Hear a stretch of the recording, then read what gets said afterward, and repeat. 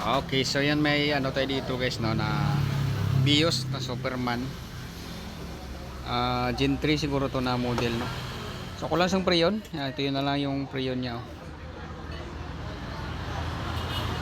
Mga si 20 65 PSI no. So start natin para makita niyo yung kung ilan na lang yung laman pag naka-on yung aircon.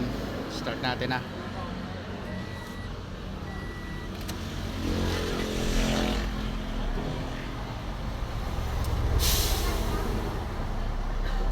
Yan, so check natin.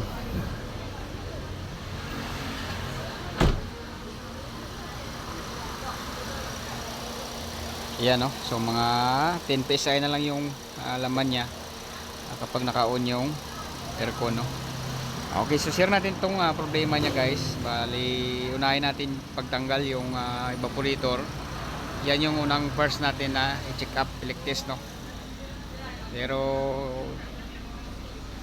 gaya ng mga ginagawa natin, so yung dashboard, baklas, tagalin. Okay, so off na natin.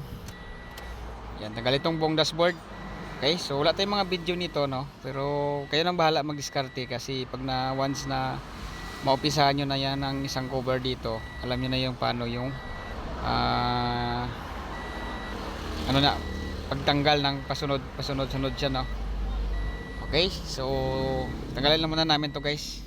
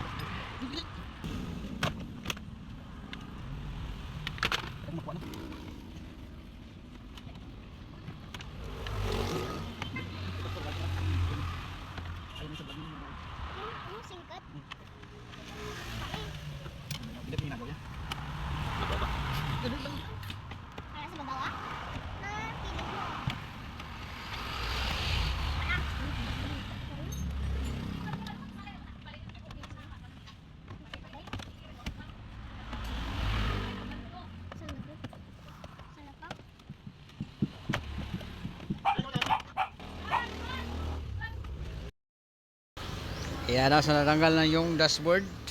So next natin yung housing talaga ng evaporator.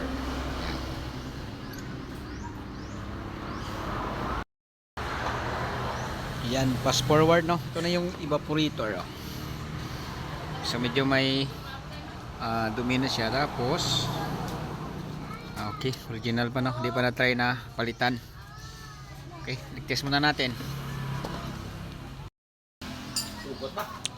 Yan. May leak. Ako. Ayan. Okay, so palit tayo ng evaporator. Then symbol na natin ha. So dito natin yung video yung pag-symbol saka mag kabit para mabilis.